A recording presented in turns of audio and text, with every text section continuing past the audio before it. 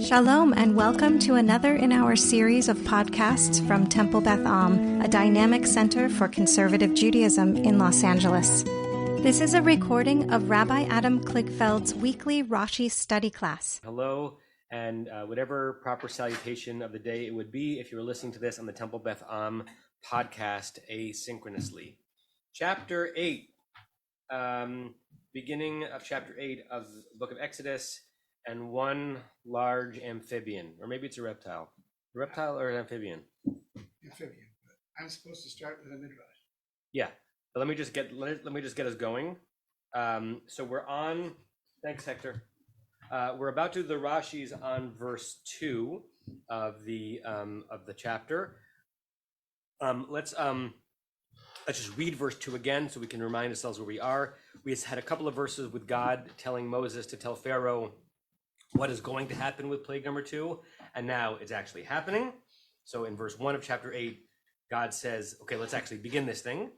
And in verse 2, Vayet Aharon et yado, Aaron extended his hand, al meimei Mitzrayim, on the waters of Egypt, Vata'al hatzfardeya, and the frog came up, Vatchas et Eretz Mitzrayim, and it covered the land of Egypt. That's where we left things off. Larry Herman. We forgot to bring the printed version, which we'll try to bring next week, in 2 weeks. And I won't take too long because I'll only do the first two. Take as much time as you want. I don't think, well, we'll see.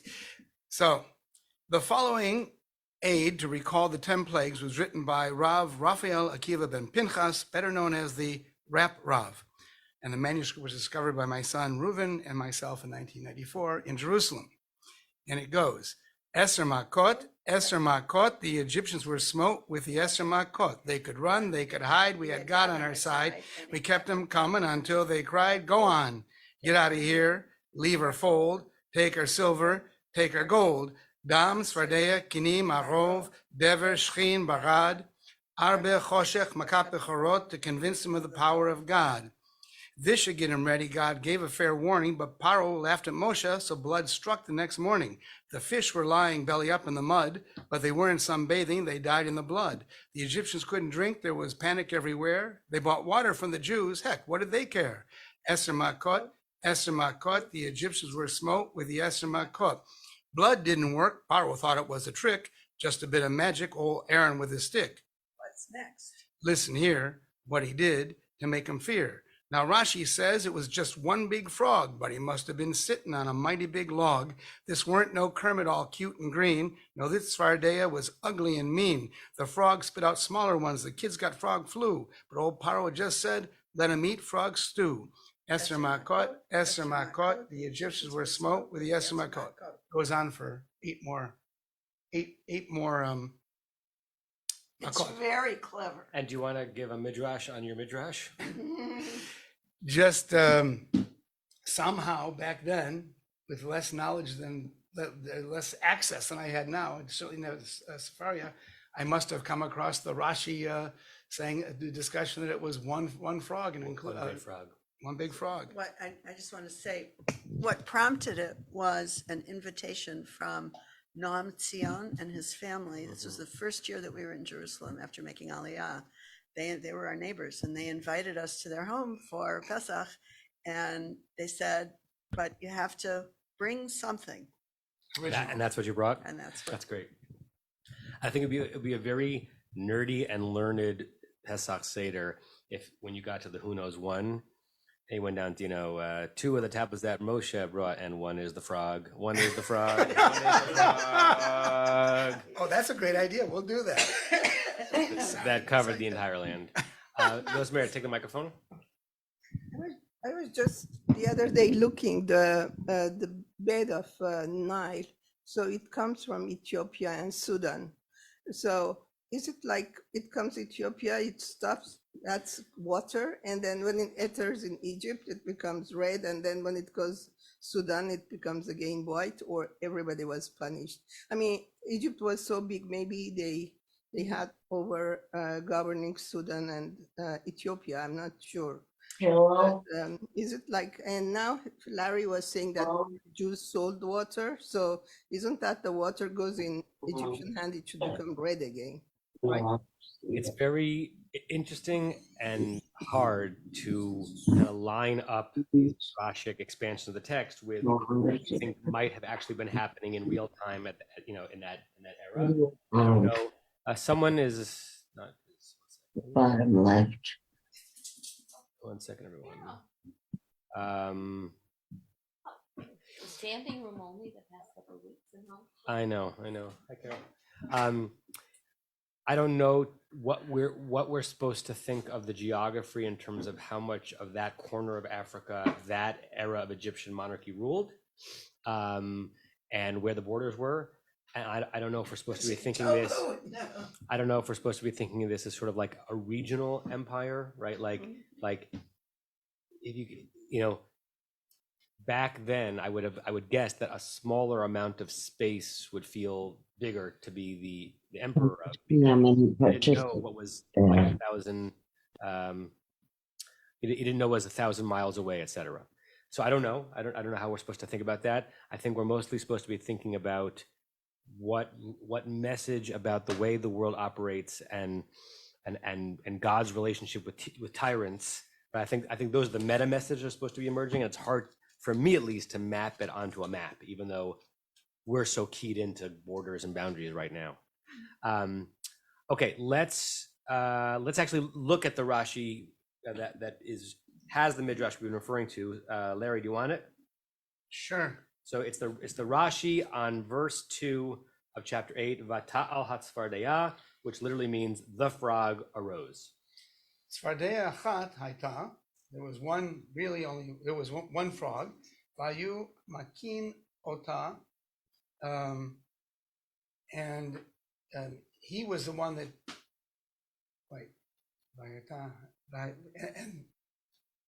And they were struck by him. They struck him. Who's the they and who's the him? And it's actually a her. They struck her. Who's the they? The Egyptians, maybe. Right. So there's one giant frog, one frogzilla emerges, and according to the midrash that Rashi is culling from and sort of truncating, the Egyptians tried to attack it. They would makeh ota. They would smack it. What would happen? Okay. Vehi matezet. I don't know the word matezet. Spray. You have that in throughout the book of Vayikra, vehiza et dam hashchita, right? That the Kohen would spray the blood of the sacrifice. So matezet lehatiz is to create a spray or to spray out. Spritz is probably the right word. Yeah. So split into nechilim, which are swarms. Right. Did you know the word nechil? No, I didn't either. So I just want to show you what Jastrow says about it because I always like learning new roots. Hold on 1 second. Sue, do you know that root from modern Hebrew, nechil? I'd never heard of it either. So this is what Jastrow says. Look on the screen. So nun. So this one over here, nachil. He says it's from the root chul or halal, which kind of got converted into nachal, and it can mean a basket because a chul or halal is an opening and a cavity. So it could mean a basket, which is a cavity holding things. And the second definition is a beehive. Interesting. And I think the jump is cavity, holder, beehive. And what do bees do? They swarm. So it turned into the word swarm, even though originally apparently had nothing to do with swarm. That's my guess on the etymology here. And originally referring to a swarm of bees. So Rashi's just using it unselfconsciously as if it just means a swarm. Okay. That was a new root for me. Is this kanes like Knesset? Is that the same root or am I? Where do you see kanes? In the Rashi. Oh, when we get there, we'll get there in a second. Okay, so keep reading, Larry. So be one big frogzilla. The Egyptians would smack it, and in response to their smacking and trying to kill it, the opposite would happen, right? He would spray out these swarms and swarms of other what? Right. So this is Rashi's treatment of the midrash and how it's appropriate linguistically, grammatically to say it was a frog. And it's also appropriate to say that eventually there were frogs in his bed and frogs in his head, because one frog turned into many frogs, because we all know that when you hit a hit of Frogzilla, many frogs come out. Everyone knows that. Weird. Why? Why what?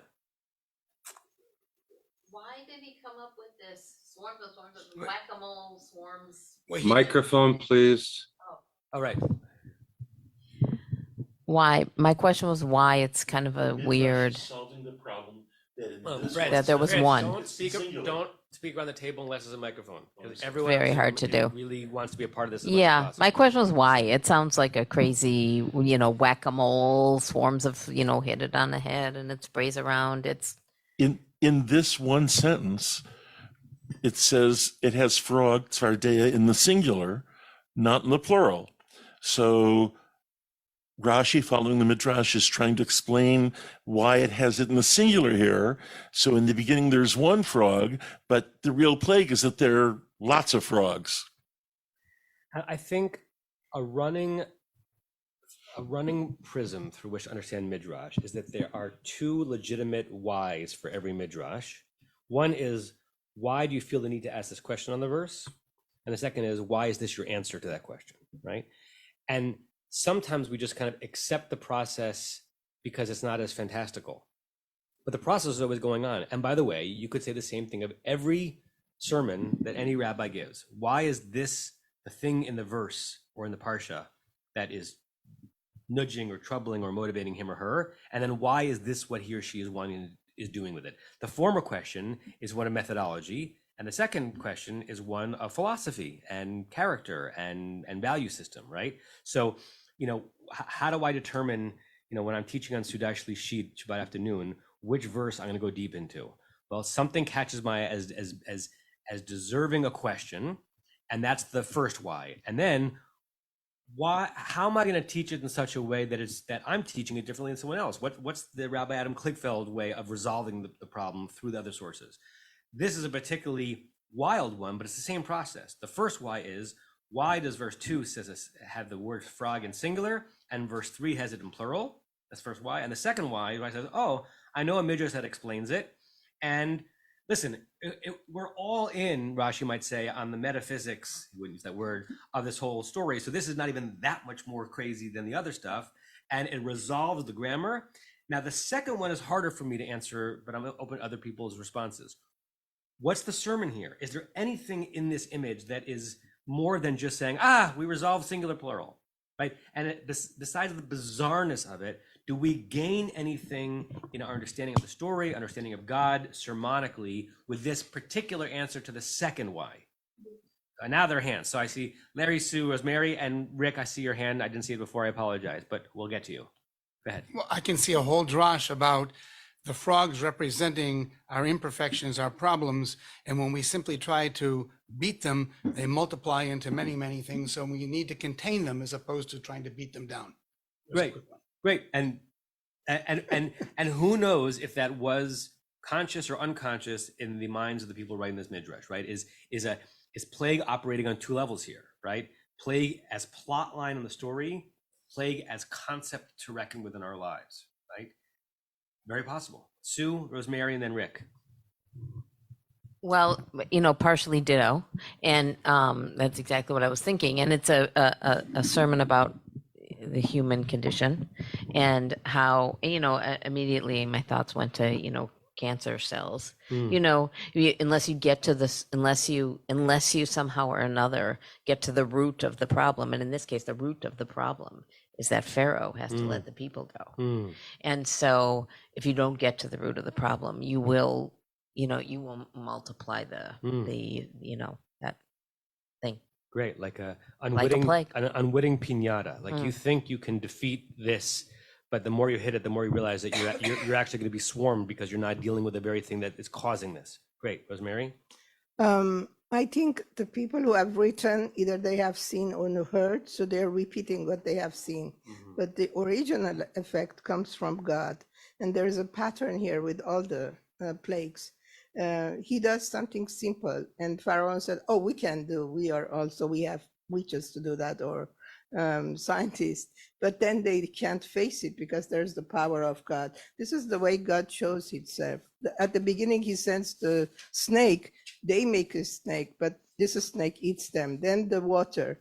And then the frog, he sent just one frog. And they say, oh, that's nothing. We can kill that frog. Right. But the moment they hit, that's where the God's miracle comes out. So there, it shows in a way always the power of God. Good. And with that in mind, before we get to you, Rick, everyone open back to chapter 1, verse 12. Earlier, Rashi had made reference to the fact that, originally when the Israelites began to present to him as numerous, he'd said, let's deal wisely with them. In some ways, this midrash is either a macrocosm or a microcosm or a mirror of the process that began this whole narrative. Chapter 1, verse 12, the chasher yanu oto, as much as the Egyptians would oppress them and smack them down and try to make them smaller, ken yirbeh, they would increase, the chen yifrot, and they would, frankly, swarm out. By akutsu mipnei bnei Israel, and the Egyptians got more sickened of them. So whether or not the original author of this midrash is thinking sermonically in the direction that you were talking about it, Larry, like the plagues of our lives, that might be too metaphorical for them. It's certainly likely that the authors of that midrash are intending it to be evocative of the beginning of the master story that we're in, which is if the more the enemies try to reduce the presence of us and God, the opposite's going to happen. And they couldn't write that if they didn't have the grammatical problem. The grammatical problem does have to be resolved, right? They couldn't just say, well, I'm going to say it happened like this. It ends up resolving an issue in the verse, but there's probably something else hovering. Rick and then Barbara. Hi. So it's not just the noun, l'tzfardea, it's also the verb vata'al is in singular. Correct. And vatachas is in singular. So it's not like it was vaya'alu or and then hatzfardea. Then it would be really weird that the verb didn't match the noun, but at least the verb matches. And then vatachas, it's not the plural of that, vatchasu, or whatever that would be, at Eretz Mitzrayim. So again, I wanted to thank, I think it was Susan from last week who said, well, he didn't use the stick, he only used his hand, which I'd never noticed before. There wasn't the mateh in Aaron's hand, so that's why there was only one frog. I really like that addition. So that's what I want to say. Thanks, Rick. Barbara? It seems to me as if an awful lot of what Rashi writes is midrash stories that he made up just to try to explain things. Now, maybe he took it from some other people as well. Sometimes he has just plain explanation of things, and sometimes like this, he makes up stories to try to explain it. There's no way we can explain why he made up these stories, because it's how many years ago that he did it. We can't ask him, why did you do it this way? We can't ask him. Nice haircut, by the way, Barbara. We can't ask him, but because there are scholars much more learned than I, there are annotated versions of Rashi that trace the sources of his midrash material. Sometimes when Marshall Kramer's in class, he brings us the original midrash, and there are usually more than one. Almost every Aggadic narrative midrash that appears at least in one place in rabbinic literature appears more than one. Almost all. There are unique situations that it only appears in this one collection, but if it appears in Midrash Rabbah, it probably appears in Yalkut Shimoni and this collection as well. And Rashi knew them all. How he had them all in his library in France, Germany, I don't know. He knew them all, and then he is synthesizing and distilling is probably a better word. Distilling the one that he thinks both answers question one, why is the verse written this way? And is a significant answer to him of question two, what are we supposed to learn from this, right? Now, sometimes, actually most of the times when Rashi works midrashically, he presents the midrash, we've discussed this many times, as pshat, like this is what he thinks the verse means. Sometimes we see a window that, and this may be satisfying to you, Sue, that even Rashi knew he was talking weird stuff, because he presents it and he says, oh, and yet this is probably what it really means. So with that in mind, Larry, keep going. So first he says Zeh Midrasho, so that's the Midrash. Right, that's the crazy Midrash, right? So he's even citing the Midrash, and he cites Sanhedrin, Mm-hmm. which I didn't look up. But then he says, Uvshuto Yesh Lomar, but the Peshat of this is, we can say, Right, and so he's speaking Jew. He's saying, like, I just gave you a Midrash, but wink, wink. What does the verse really mean? Here's what it really means. But wasn't that great? But wasn't that great? Right? I mean, he's sort of doing that, right? He's not doing it in a jocular way, but I think he's doing it in a way saying, that's a crazy, nutty image even for me. There's another way to resolve the verse. Here it is. So Sherutz Atzfar De'im Korei Lashon Yechidut. So what I think that means is a swarm of frogs. I want to talk about Sherutz in a second.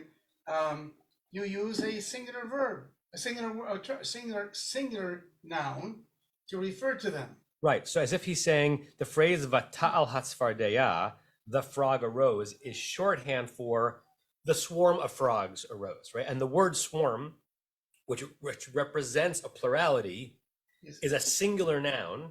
Interesting that he uses the word swarm here, because swarm is masculine and vata'al is feminine, but whatever, right? He's saying the singularity is referring to the single swarm of many frogs. So that's like in A dozen bagel. Like a dozen bagel. sorry. A dozen bagel. We don't say a dozen bagels. My mother said. Oh, right. One. She does? Yeah, she's like bagels. Or Eser Shekel. Or I think Diane mentioned last week, the sheep. The sheep arose. Right. And it can be anything. But the word sherutz is from sheretz, which is, I think, from Parshat Shmini is where we talk about sheretz. Swarmy things. Swarmy things, which are creepy crawlers or jukim or whatever, which we don't eat. Right. So those are but I guess it means here, the sherutz means the swarm of those things. Correct. And then he goes on and he says, V'chein tihi akinam harchisha. So he's talking about lice. Right. So let's look ahead of that. Look ahead to verse 14, same chapter. Everyone has the book of Shemot in front of them, so just go ahead to it. We'll just go there because he's pointing us that way, but we'll eventually get to it. Chapter 8, verse 14. Yeah, just like 12 verses later. Vayasuchena chartumim. So the Which verse? I'm sorry. 14. Chapter 8, verse 14. Oh, 8:14. Sorry. The magicians did the same thing. So this is what's about to happen on plague 2. I took plague and frog and turned it into a plague. What's about to happen in plague 2 is going to happen in plague 3, where the Egyptian magicians are also going to do it, which is funny every single time because they're going to show their power by making it worse for Egyptian citizenry with their spells or their staffs. Lahotzi atakinim, to bring out the lice, velo yacholu, but they weren't able to. Vatihi hakinam. We're going to spend longer on this phrase when we get there, but it's because hakinam. It's so hard to break down what that word means because the plural of lice are kinim, right? Dam, svardeya, kinim. I don't even know what the singular word for lice is in Hebrew. Rabbi. Louse. What? Rabbi, in 12, it's lechinim without the yud. In 13, it's hakinam with no yud, but the vowels change. And then also chinim with the yud. And then in 14, it's hakinam. It's hakinim once with the yud, hakinam without the yud. So when we get to that verse, look at it's this back and forth. It's hard to render hakinam into a single English word. It doesn't mean the lice plural. I don't think it means the louse.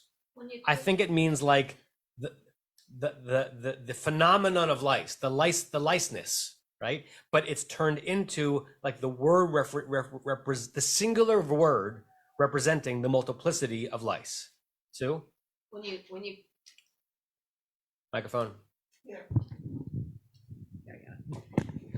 When you click on it in Safaria Hakinam, it doesn't go to lice at all. It uses cane as if it's a a kin, and it says therefore, thus, just so, therefore, so as, then, for as much. Right. It's one of the words in the Torah about which there is true enduring machloket as to literally what it means. There are many words where there are shades of meaning. They're like biblical scholars are really split. It seems overly convenient that you have a word that has the letters of lice in it. In this part of the Torah doesn't mean lice, but there's no form that hakinam falls into. Rashi is reading it as if the word is made from the root that means lice, but it's a singularity. I see your hand, Barbara. Let me just let Larry finish it. So when he says v'chein v'tehi hakinam, he's saying that word, the hakinam, is referring to what? Harichisha. Harichisha. Now, harichisha is a synonym for a shvitza, like a swarm of them. Like Rashi says, see the next plague. It also doesn't say that the lices, I know lice is already plural, but I'm emphasizing it, that the lice were there, but the swarm of lice, which according to Rashi is represented by the Hebrew word hakinam, right? And then he gives us a couple of old French, and so I'm always happy that Rosemary's here when we have that. So, look, we'll read and then I'll share the screen and we'll look at it together. Rabbi, I'm not even sure how to pronounce this. Fidul Yara. I'm not sure what Fidul Yara. I mean, it's clearly a French word. Yeah. He So says- look at the screen. So this is Rashi. This is Otsar Loazé Rashi. Bedulier. This is entry number 3075. So this is the telephone game here because it's Rashi's Rashi's writing with Hebrew letters, Old French, which we then convert into English letters or Arabic letters, and then try to figure out what it means. So he says that the word in Old French that is being conveyed by that is pedolier. I never heard of that word, not that I know French, which is then translated into Hebrew in our book as kfutzat kinim, a group of lice. Now, I looked up pedolier in Google French Translate, and that's not what it means. It means pedal. Rosemary, any sense of what pedolier might mean, referencing to swarms of lice? Let's give her a microphone or take the microphone. Okay, so there's another word Speak into the similar, mic. but it means like the people who walk and sell things. So that's why the I would think because ped has to do with like feet, yeah. So PA is foot and but that's what Rashi said, and Rashi would only say it. Remember whom Rashi was writing to? Rashi would only say it if the people to whom he was writing to would say, it makes sense. So it must be that in the 11th century, that part of France, people are like, oh, pedorier, that's a swarm of lice, right? Something like that. The lice will be like puce, but that has nothing to do with the word. And then one more, keep going, Larry, and I still see your hand, Barbara. Go ahead, Larry. V'af ta'al hatzvardea grenoliera, grunere, which is like grenouille in modern French, belaz in the vernacular, I guess. So look at the next entry on the screen. So grenouillère. Yeah, grenouille is good because grenouille. Microphone. Oh, grenouille is frog. Oh, okay. And crapaud is the other frog, which is toe. Yeah. Okay, so but then grenouille we use it. and it means so maybe in that form it meant like a swarm of them, like a whole bunch of them, right? And it's a singular French word he's saying, which refers to a multiplicity of frogs. Okay, it's like the community of the grenouille. Right. When I looked at, I just thought this was cute. I looked up grenouillère in Google Translate, and it means a onesie. So I'm like, that would change the image too. Like all of a sudden, this giant baby onesie came over Egypt. I don't know. No, that works. I've been staring at a baby in onesies. She looks like a little frog. She's always doing the froggy thing, she's a frog. That's the baby. It's not the onesie. Well, I checked the doctors call the little babies frog in hospital. Oh, they do? Okay, there you go. So this is actually one of my favorite Rashis of all time because it resolves Vatahat Svardeya. It has the image of the frogzilla. It has Old French built into it. It's like, what more could you want from your religious life? Okay. Barbara, waiting patiently. Well, I just want to make a comment about the word lice versus louse in English. we almost never use the word louse. The kid gets sent home from school. The teacher doesn't say, I found a louse on your kid's hair. The word is 95% of the time lice. Right. So maybe there's a relationship in Hebrew the same way that a lice and a louse are interchangeable. Right. I mean, of course, grammatically, there is a form for a singular louse. I would guess, I don't know, that the primary reason why it's almost always referred to in the plural is that one is never dealing with a louse unless you're using an insult about a person, right? But the phenomenon of lice is lice. If it was louse, it wouldn't be a big deal, right? If your child has lice, not a problem. The problem is that if your child has louse, your child has lice. As a general rule, that's true. Good. Sue, microphone. I just looked up in Hebrew. One kinim is a kina. A kina. Okay. Kina. So hakinam Could be.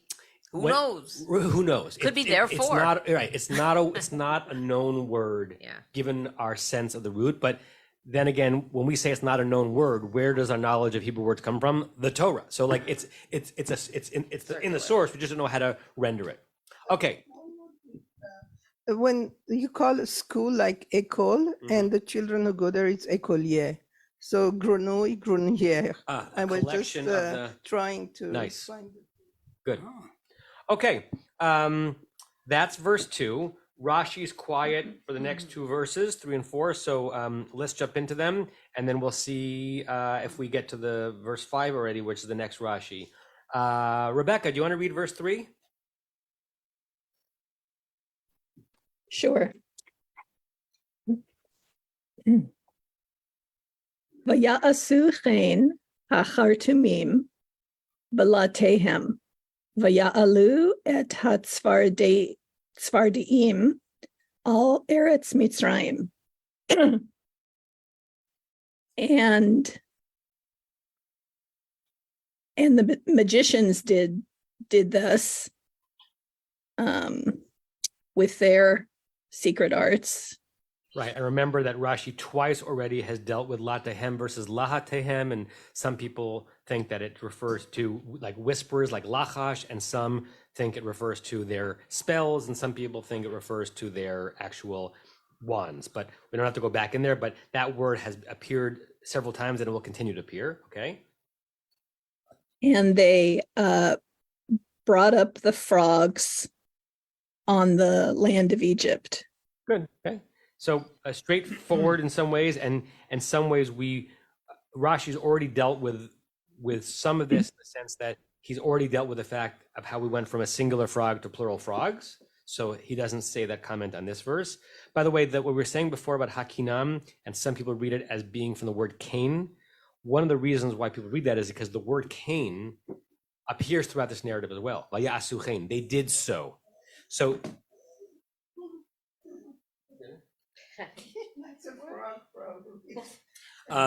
so the way the word Cain is used as an also or so or such in the entire narrative is feeding why some people think the word hakinam, which we'll get to when we get to the kinim, is related to Cain and not to kina.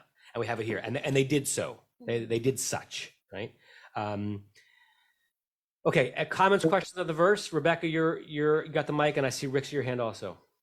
So I can understand the magicians wanting to replicate the plagues and show they can do it too, but why would they replicate this and create more frogs? Right.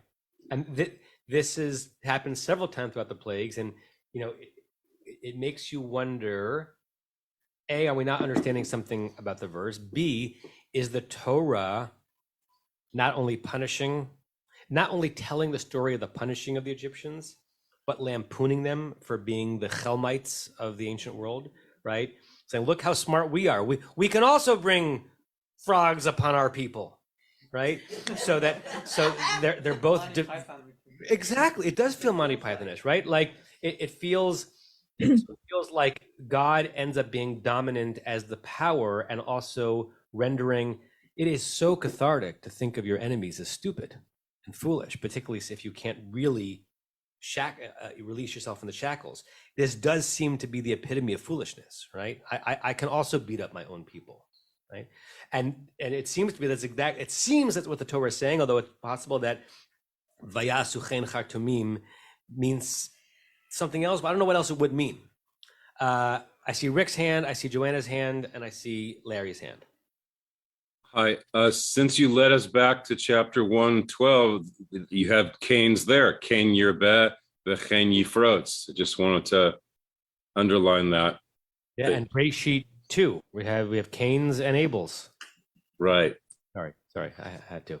Was that it, Rick? Yeah. Okay, Joanna? I think there's a very interesting comparison here between this verse and verse 11. In verse 11, with the plague of blood, we saw that Chachamim, Mechashvim, and Chartumim could all replicate the plague. Here, we're left with only the Chartumim being able to do it, and perhaps, an evidence of how amazing God's power is that, fewer of the Egyptians could replicate this one. Let's see what happens as we continue down the line. Great. And Joanna's referring to chapter 11 of the previous verse. And when we read that verse, we were asking ourselves, are they three categories, right? Or is it that Chachamim and Mechashvim are subcategories and Chartumim is the macro category, and we couldn't resolve that. But if we're seeing them as three categories, three different types of people, then it's interesting to imagine that the Chachamim and the Mechashvim were out of their league already, right? But great, very interesting pickup. Larry. As usual, I have no basis for what I'm going to speculate on. So I don't know exactly how many of the plagues, but many more. We have the Egyptian magician priests replicating or trying to replicate what Moses did. And we also have what Aaron did. What Aaron did. We also have some redundancy and some inconsistencies in the stories as we're going on and talking about the plagues. We already saw several of them, which kind of suggests to me that maybe it's a mashup of two different stories that have been threaded together. One is a story of simply Moses and Aaron displaying their magical abilities, and the Egyptian priests coming back and saying, I can do that too. And then later on, a story about Makot themselves, about plagues themselves that are harmful to the Egyptians. Because as you pointed out, it's kind of really weird to think that Pharaoh would be impressed with his magician's ability to discomfort himself and the Egyptians. Right. So I don't know if anybody, maybe that maybe somebody has speculated that this too is a combination of different narratives. Larry, you would have made a great 19th century Christian German biblical critic. because you're very attuned to where the text seems to have seams, right? And we've discussed this a lot before. The place where the text has seams is the same anchor for, in one intellectual tradition, Midrash, and another intellectual tradition, biblical criticism, right? Because what you can't resolve by not allowing yourself to imagine the text anything but singular, you have to resolve by synthesizing it through Midrash, right? Every once in a while, like Ibn Ezra will wink at you and say, maybe this text doesn't all come together, but they can't really bring themselves there, living hundreds of years before biblical criticism, and so they resolve it by Midrash. And Midrash is a phenomenal synthesizer, but sometimes it's done fantastically. And then the 19th century German school said maybe it's JEPD, right? So this is very possible a source that came together from many different sources. Yes. I hope I can still be counted in the minion. Well, we'll find out. It depends on if you're needed as a 10th. Okay, Sue.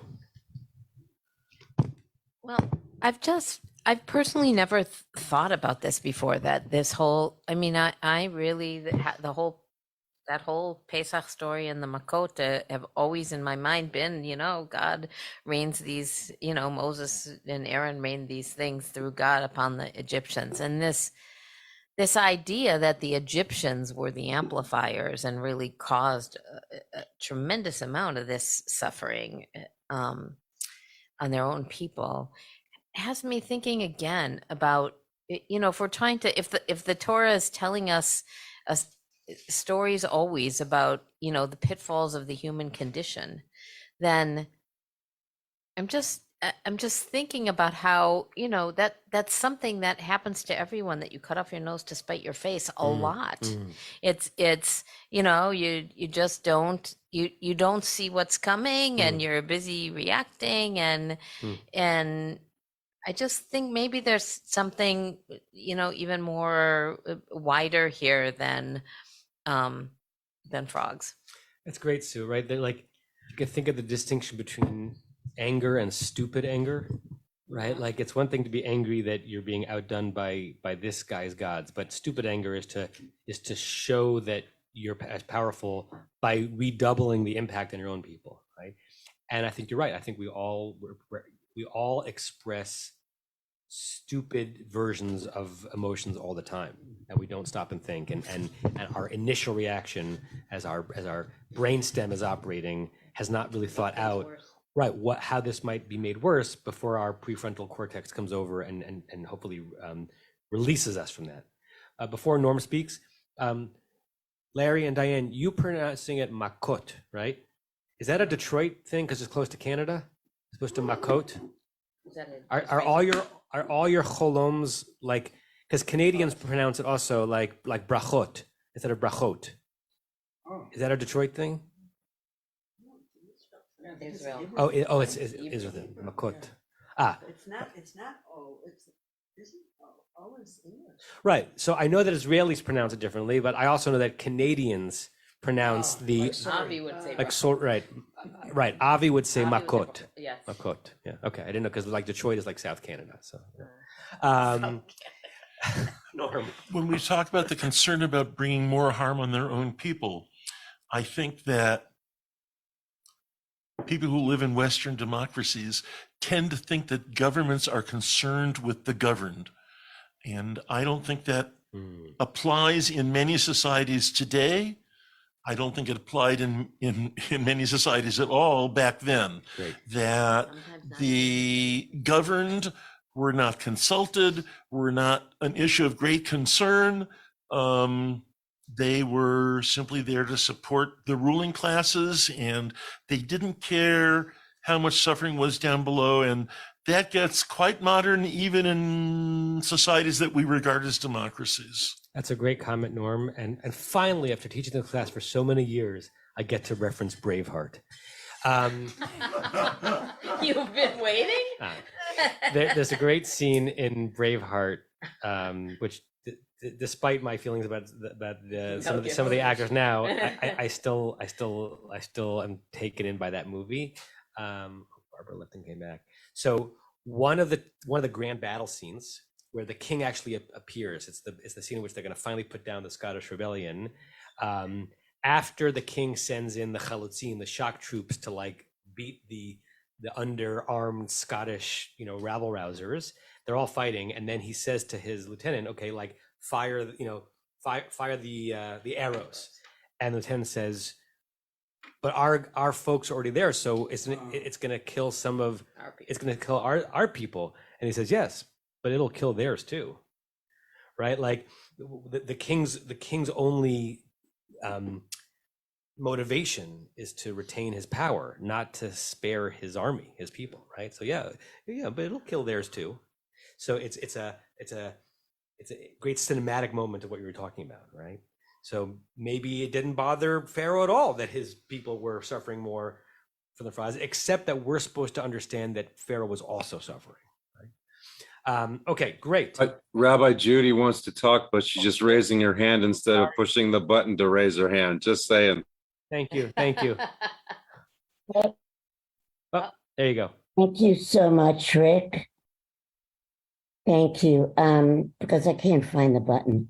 This is all so much an echo, and I'm going to include it at my Seder table, that the magicians wanting to show off what they could do and not even consider the harm done to their people or to Pharaoh is yet another example of ego overtaking anything else, as you say, Rabbi, stupid anger.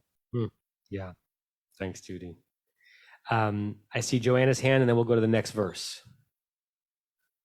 All of a sudden, I just remembered something from years that I learned years and years ago.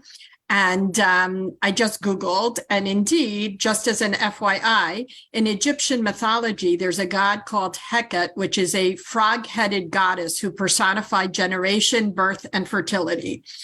So we looked at Dam as, attacking an Egyptian god, and it would be interesting to see how many of the 10 plagues in one way or another can be connected to Egyptian gods. Right. And so that the plagues are simultaneously defeating defeating Egypt and Egypt's pantheon. Right. That it is really another, all the ancient Middle Eastern, origin myths, like the Sumerian myths of Tiamat and Ea, and the gods fighting one another, the result of which is the creation of the earth.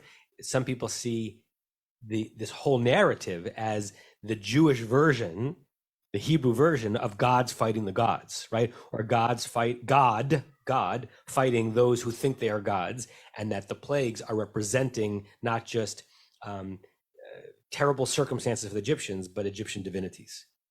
Barbara, and then we're going to read the next verse. Sorry. Why to stop you. When we read that the magician priests brought forth things, it seems hard to understand, to me at least, that if the land is overrun by frogs, or the land is overrun by lice, or even blood is in the waters, how can you even notice that the Egyptian magician priests have added more? I mean, if it's overrun, how do we know that there's more? How do we know that they really were able to do it? It's great, particularly since the end of verse 2 is Vatechas at Eretz Yisrael. They completely covered what's more than all, is what you're asking, right? How do you add on to all? Interesting. Okay, Rebecca, you were reading the previous verse, is that right? Will you read the next verse? This second verse in a row with no Rashi, verse 4. Okay. Vayikra Pharaoh LaMoshe UlaAharon Vayomer Hatiru El Adonai Vayaser Hatzvardiim Mimeni Ume Ami Va'ashalcha Et Ha'am Vayizbechu Ladonai. Pharaoh called to Moshe and to Aaron and said, my translation says entreat. Good. Entreat. Ayin Taf Resh means to entreat, plead, pray. Anyone know the first time that this verb is used? I believe. Let me pull it up, because you'll recognize as soon as you see it. One second, let me share a screen. I should have pulled this up beforehand. I apologize.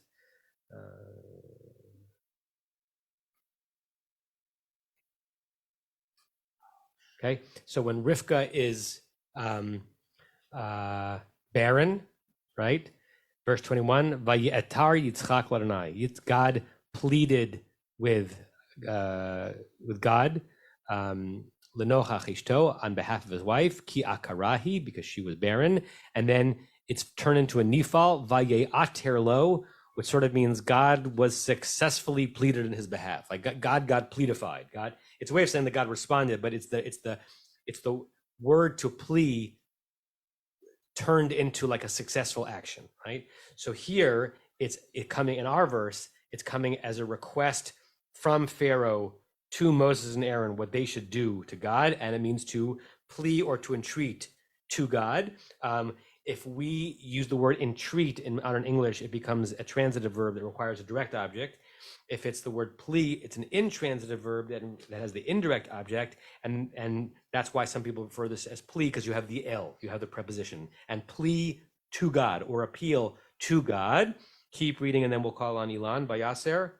Okay, appeal to God, and he will remove the frogs from me and from my people, and I will send the people, and they will sacrifice to God.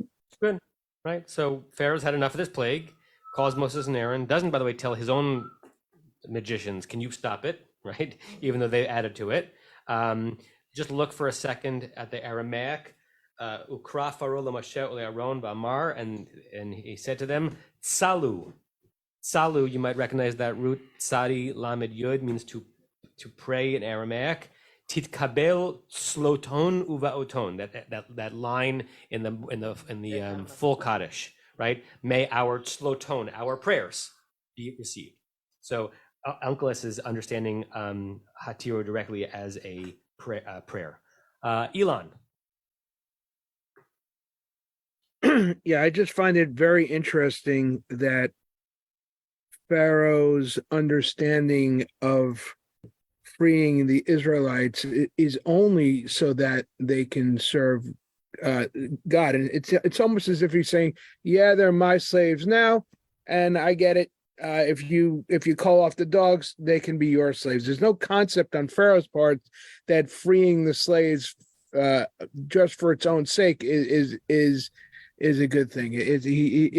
He's dealing with God as one slave owner to another. It's fascinating, Elon. I'll yes and you to that. I love. I'm taken by your image of like the Torah pitting Pharaoh as God's antichrist, kind of like equal, but the opposite side of things.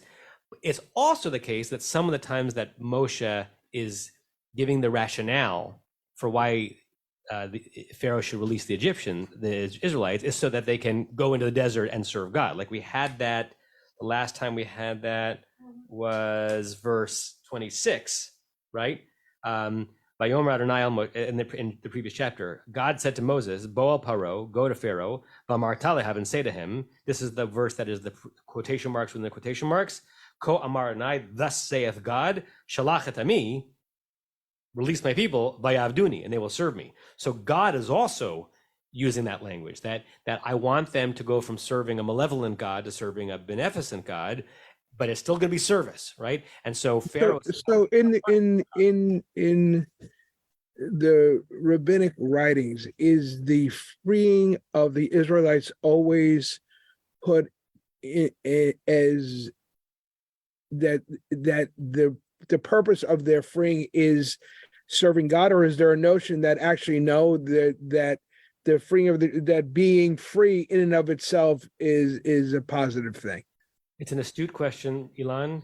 It would not surprise me if every rabbi I know has once given a version of the sermon that says that the end of Seder is Shavuot.